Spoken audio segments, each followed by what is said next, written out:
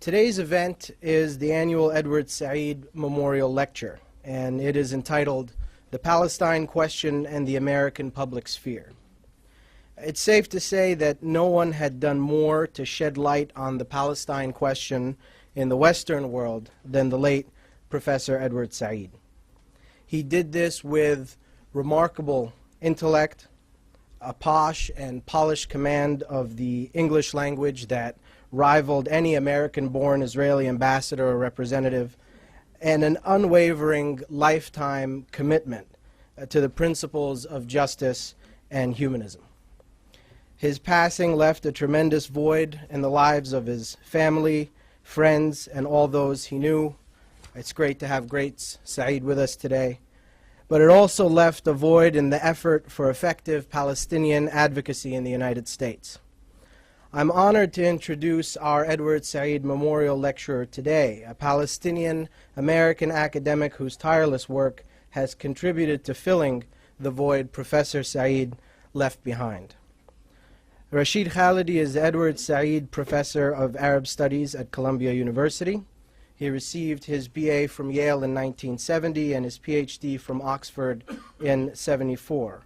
He's the editor of the Journal for Palestine Studies and was past president of the Middle East Studies Association and advisor to the Palestinian delegation to the Madrid and Washington Arab-Israeli negotiations from October 1991 until June of 1993. He's the author of numerous books and scholarly articles on Palestine and the Middle East. Please join me in welcoming our guest today, Professor Rashid Khalidi.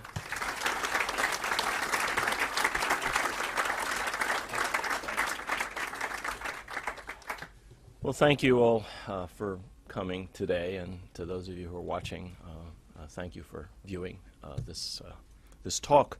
Those of you who live in Washington and who are subjected to the American media will probably be relieved to hear that I will not be talking about the peace process.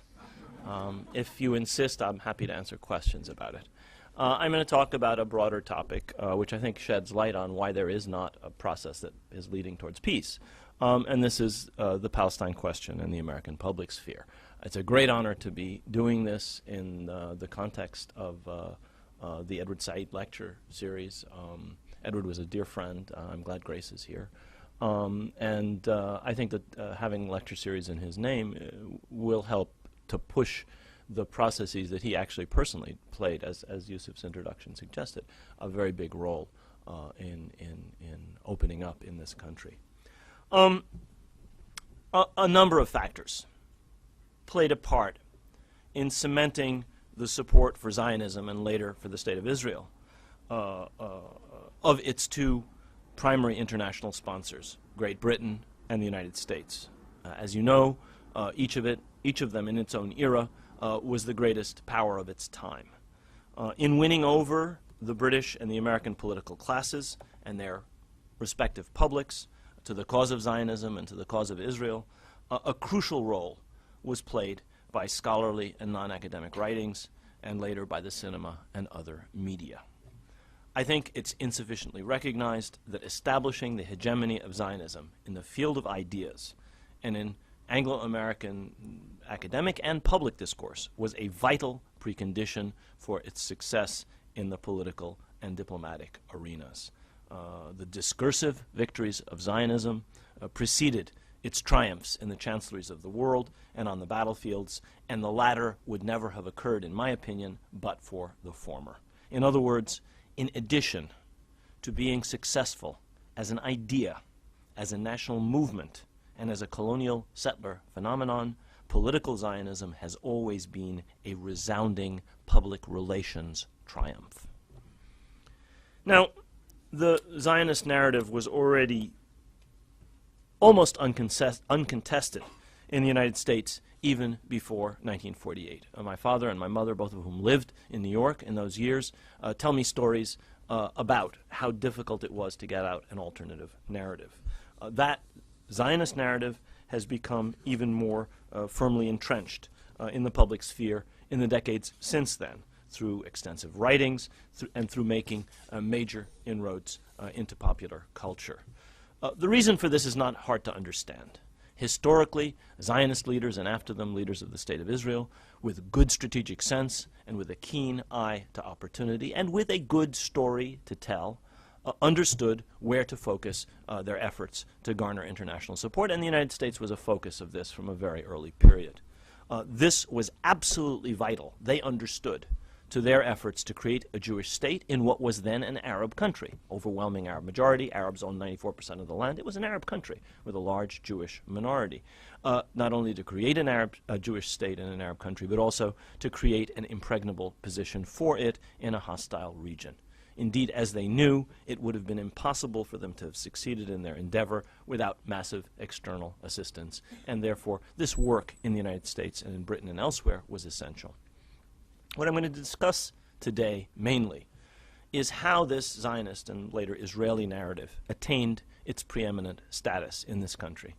And then I'll conclude with a relatively brief assessment, unfortunately cursory because we only have about a half an hour or 35 minutes for the talk, of whether the power of this narrative may or may not be waning. For while for the better part of a century, this narrative was just as triumphant in the Western public sphere as were its Zionist and Israeli protagonists on the ground in Palestine.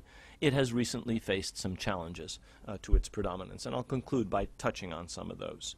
I think it's worth noting that in some quarters, to even suggest that this narrative is preeminent or hegemonic is considered offensive, almost borderline anti-Semitic, while at the same time, any attempt to challenge its premises provokes fierce, sometimes vicious reactions. So you can't say that it's dominant, but if you challenge its dominance, heaven help you. So I think does any suggestion that this, and this is in fact a more important issue, so also does any suggestion that the Zionist movement in Israel were not or are not always and invariably underdogs and or victims. Challenging that premise is a very difficult thing to do. Zionist and Israeli history is rarely told by its proponents as the litany of almost unbroken successes and triumphs that is the real history of the modern Jewish national presence in Palestine. Instead, it's treated, usually treated anyway, as an appendage to the wrenching narrative of Jewish victimhood over 2 millennia of European history, culminating in the tragedy of the Holocaust. Now, in the decades down to the '67 war, and in fact well after the '67 war, the tenor of most of what was written and said in the American public sphere about Palestine and about this conflict was almost entirely driven by Israeli concerns and attitudes. The views of critics of Israel received limited circulation, if they got any circulation at all, while Palestinian and Arab views, as far as I can tell, made no impact whatsoever in this country for decades. Much attention was lavished on the supposedly miraculous nature of the establishment of Israel in the wake of the Holocaust, in the face of Arab opposition, and in the face of what was described as the indifference or hostility of much of the rest of the world to its creation. Now, if you know anything about Israeli historiography, you'll know that this narrow focus mirrored exactly the Israeli narrative of a heroic anti-colonial struggle for self-determination against terrible odds and against, in particular, the callous and anti-Semitic British.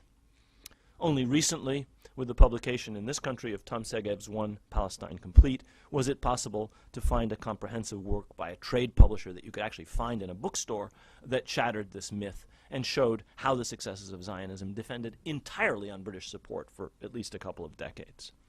In virtually all writings and media coverage before 1967, the Arabs were portrayed extremely negatively, with dark hints that they were driven by deep anti-Semitism and indeed were Nazi sympathizers, if not worse. There is a rich trove of literature in this vein that is being produced to this very day. You can go online, or you can go on Amazon, or you can go to your local bookshop and find a bunch of fairly recent works which recycle these ideas. The Palestinians, if they were mentioned at all, and the word Palestinian was a dirty word. You couldn't use it for several decades in polite company. The Palestinians, if they were mentioned at all, were described as murderous and irrational enemies of the Jews and as having left their homeland in 1948 at the behest of their leaders, the better to enable the superior Arab invading armies to wipe out the fledgling Jewish state. These myths were central to the Zionist narrative, and they were hammered home relentlessly via every possible medium. This was done so effectively that these core Zionist myths came to be nearly universally believed in this country. By contrast, the general picture of Israelis in the American public sphere was highly positive. Glossy coffee table books and more serious books carried photos of handsome young men and buxom young women in shorts, busy making the desert bloom. There were no ugly people in Israel for the first 2 decades, if you believe the films and the books that you saw. Much was made. There were no dark people in Israel either. They were all very light complexioned. Much was made of the achievements of the new Israeli state in integrating immigrants, in building a strong economy, and in fashioning democratic state institutions. By contrast, little attention was paid to the continued sustained support that Israel received from the great powers throughout its existence, or to the colonial nature of Zionism as it related to the Arab majority of Palestine before 1948. Even less attention was paid after 48 to what happened to the Palestinians who had been forced to flee in that year, or to those who were left behind in Israel as Arabs, as citizens of the Israeli state, living under military rule, under a comprehensive system of surveillance and control until 1966. The iconic work of the first decades after 1948 was not a scholarly one. It was rather a thoroughly mediocre but incredibly influential novel by a man named Leon Uris, entitled Exodus, a Novel of Israel, whose sales equaled those of the highest-selling novel in American history up to that point, Gone with the Wind. Together with the Academy Award-winning 1960 motion picture of the same name with the handsome young Paul Newman as Ari Ben Canaan, this book probably did more to disseminate these and other fanciful and ahistorical myths than did all English-language publications up to that point combined, and I would argue all English-language publications perhaps up to this point. Now, I think it's worth noting that this book was not the unaided fruit of the loins, as it were, the intellectual loins, as it were, of Leon Uris. He wrote it, of course. But the book was commissioned by a renowned public relations professional, a man who is in fact considered by some to be the founder of public relations in the United States, a fellow by the name of Edward Gottlieb, who desired to improve Israel's image and who chose Uris to write the novel after his successful first novel on World War II and secured the funding which paid for Uris's research and trip to Israel. Given that many of the basic ideas about Palestine and Israel held by generations of Americans find their origin either in this trite novel or the equally cliched movie, Gottlieb's inspiration to send Leon Uris to Israel may have constituted one of the greatest advertising triumphs of the 20th century. The man deserves his place in the public relations pantheon. Needless to say, on every crucial point, the account purveyed in the mainstream media, in Exodus, and in academic literature was totally at odds with the historical record. As a very few lonely Palestinian and Western scholars pointed out in articles that were ignored in this country and elsewhere in the late 50s and the early 1960s. Among the main points in dispute was Israel's responsibility for the expulsion of about 750,000 Palestinians, the majority of the country's Arab population, from most of Palestine, the parts that became the State of Israel, and the true nature of the 1948 war. A huge edifice of scholarship, pseudo-scholarship, and rank propaganda was devoted to obscuring the realities of the dispossession of the Palestinians and to showing that the Arabs, supposedly much stronger than the Jews in Palestine, had both the intention and the capability to strangle the infant Israeli state at birth. Much of what has appeared since then in the American public sphere repeats these unfounded assertions, which, again, precisely mirror the founding myths of the Israeli state. It wasn't really until 4 decades after 1948 that the narrative that a few people had tried to put forth in the early 50s was thoroughly substantiated. The counter-narrative that a few people had put forward in the early 50s and 60s was thoroughly substantiated by research by the so-called Israeli new historians based on newly released documents from the Israel State Archives. Nothing in this litany of myth and distortion, in fact, was true. That are a representative and an unwavering lifetime commitment to the principles of justice and humanism. His passing left a tremendous void in the lives of his family, friends, and all those he knew. It's great to have greats Saeed with us today. But it also left a void. Professor of Arab Studies at Columbia University. He received his BA from Yale in 1970 and his PhD from Oxford in '74. He's the editor of the Journal for Palestine Studies and was past president of the Middle East Studies Association and advisor to the Palestinian delegation.